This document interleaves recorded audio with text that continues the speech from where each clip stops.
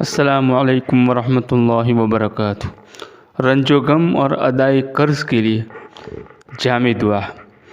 حضرت ابو سعید خدری رضی اللہ تعالیٰ عنہ فرماتے ہیں کہ ایک دن کا ذکر ہے، حضرت صلی اللہ علیہ وسلم مسجد میں تشریف لائے۔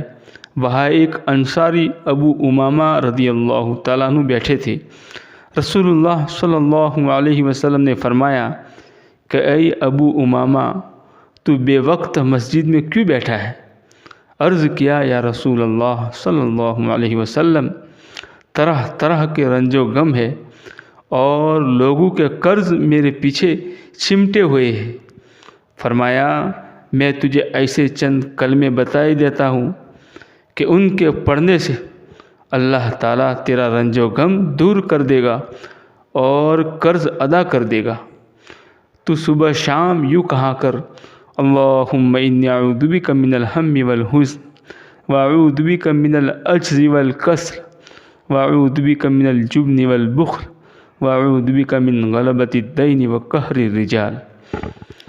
ترجمہ: یا اللہ، میں پناہ پکڑتا ہوں تیری فکر سے اور غم سے، اور پناہ پکڑتا ہوں تیری کم ہمتی اور سستی سے، اور پناہ پکڑتا ہوں تیری بزدلی اور بخل سے، اور پناہ پکڑتا ہوں تیری قرض کے گھیر لینے سے اور لوگوں کے دبا لینے سے۔